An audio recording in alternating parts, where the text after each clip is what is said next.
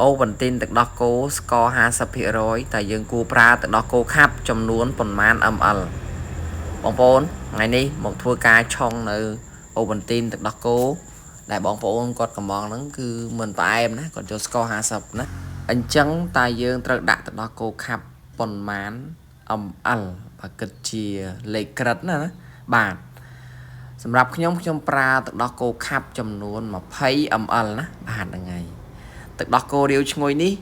យើងប្រើចំនួន30 ml ដដែលបាទហើយគ្រឿងផ្សំតួឯកនោះគឺអូវ៉ាន់ទីនណាម្សៅអូវ៉ាន់ទីនយើងប្រើចំនួន1ស្លាបព្រាពេញបឹបណានេះមួយស្លាបព្រាហ្នឹងទំហំវាប៉ុណ្ណឹងស្លាបព្រាយើងញ៉ាំបាយណា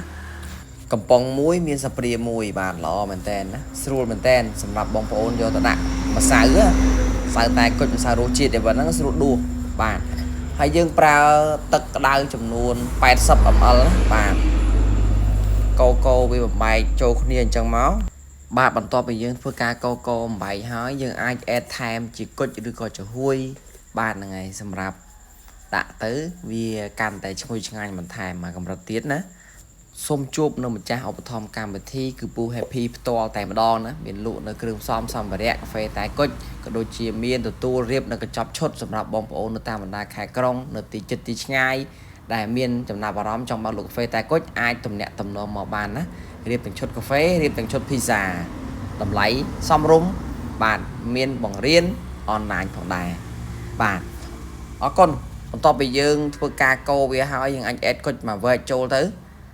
កូវាចូលសពល្អចឹងហើយយើងក៏ដាក់ទឹកកកចូលណាកូក្រឹបចឹងទៅណាបាទហ្នឹងហើយតាមពិតរូបមន្តខ្ញុំចែកម្លែកគឺសាមញ្ញខ្លាំងមែនតើណាខ្ញុំជឿថាបងប្អូនពុកម៉ែយើងដែលបានមើលវីដេអូខ្ញុំហើយច្បាស់ថាអាចធ្វើបាន 100% ខ្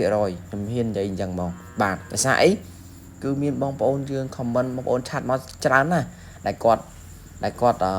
អរគុណដែលគាត់បានចេះបានដឹងបានឃើញបានធ្វើតាមនឹងហើយទទួលបានលទ្ធផលល្អគាត់ចូលទៅប្រើការបានយកទៅធ្វើញ៉ាំយកទៅដាក់លក់បាទបង្កើនរសជាតិថ្មីនៅកន្លែងគាត់ណាហ្នឹងហើយអរគុណជម្រាបលាជួបគ្នាវីដេអូក្រោយហើយនេះគឺអតិជនម្ចាស់កំងណាធ្វើពិតភ្ញៀវកំងពិតអរគុណ